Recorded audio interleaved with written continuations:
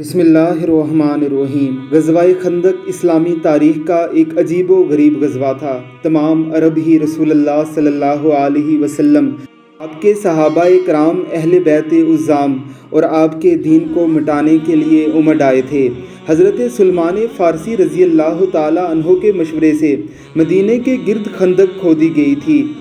رسول اللہ صلی اللہ علیہ وسلم، صحابہ کرام رضوان اللہ علیہم اجمعین نے مل کر یہ خندق کھودی تھی۔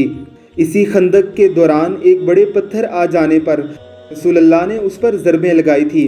چنگاریاں نکلنے پر آپ نے کیسر و کسریٰ کی حکومتوں کی تباہی اور بربادی کی خبر دیتے ہوئے مسلمانوں کی شان و شوکت کی خوشخبری بھی سنائی تھی۔ صحابہ کرام رضوان اللہ علیہم اجمعین کے عزم و استقلال کے سامنے تمام عرب جھک کر واپس لوٹ گئے تھے۔ جس جگہ پر رسول اللہ صلی اللہ علیہ وسلم کا مبارک خیمہ نصب تھا، جہاں پر پیارے آقا علیہ السلام کے قدم مبارک لگے تھے، جہاں پر آپ لیٹتے اٹھتے بیٹھتے تھے، یہ وہی مقام ہے۔ اس جگہ ایک مسجد بنا لی گئی ہے۔ ذرا دیکھیے اس مقام پر اس مسجد کو اور اس کی ڈیٹیل سنیے ہمارے اس بھائی کی زبانی۔ اللہ رب العزت سب کو اس کی زیارت کی توفیق عطا فرمائے، آمین ثم آمین۔ بسم اللہ الرحمن الرحیم۔ اللہم صلی علی سیدنا محمد و آلہ وصحبہ وبارک وسلم۔ سبحان اللہ وبحمدہ، سبحان اللہ العظیم۔ یہ وہ پیارا مقدس مقام ہے جہاں پہ نبی کریم صلی اللہ علیہ وآلہ وسلم نے غزوہ خندق کے دن اپنا خیمہ لگایا تھا۔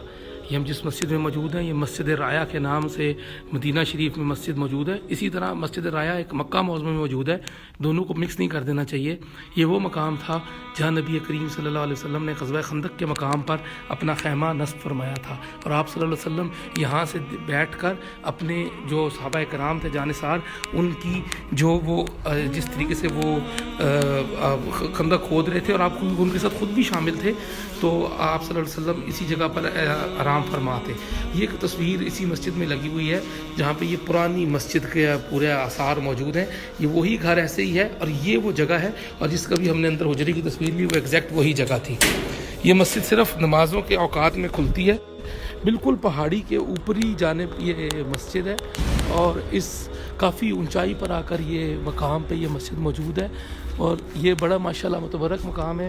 ہمارے نبی کریم صلی اللہ تعالیٰ علیہ وآلہ وسلم کے پاک قدمان مبارک اس جگہ پر لگے ہیں، اور اسی مقام سے ہی نبی کریم صلی اللہ علیہ وسلم خندق کا معائنہ فرماتے تھے۔ اور جتنی بھی جو ہے جس طریقے سے ایک جنرل کا ہیڈ کوارٹر ہوتا ہے، تو یہ اس کی اہمیت وہی ہے۔ یہ ہم بالکل اب باہر نکل کر آئے ہیں، تو اب تھوڑا سا اندازہ ہو جائے گا کہ ہماری جو سامنے کی جو سائیڈ ہے، اس کے اوپر جو ہے یہ غزوہ خندق کا مقام تھا۔ تو پوری خندق کھودی گئی تھی۔ خندق تو اب ختم کر دی گئی ہے، ادھر مساجد ماشاءاللہ بڑی خوبصورت بنی ہوئی ہیں، ایک بہت بڑی مسجد بنی ہوئی ہے، لیکن یہ وہ مقام ہے، اور یہ اس اونچے مقام سے، یعنی ہم اندر سے آئے ہیں، تو یہ اس اونچے مقام سے جو ہے نبی کریم صلی اللہ تعالیٰ علیہ وسلم خندق کا معائنہ فرماتے تھے۔ تو آج اللہ کا شکر ہے، بہت ہی متبرک مقام کی یہ زیارت نصیب ہوئی ہے، جہاں نبی کریم صلی اللہ علیہ وسلم کا پاک مبارک خیمہ لگا تھا، جہاں جبریل امین علیہ السلام کا آنا جانا تھا، اور جس جگہ پر اللہ سبحانہ و تعالیٰ نے قرآن میں آیات نازل فرمائیں جس میں ہزیمت کا ذکر کیا گیا۔ غزوہ احزاب، سورہ احزاب کی جو آیات کریمہ ہے، وہ بھی اسی جگہ پر ان کا نزول ہوا۔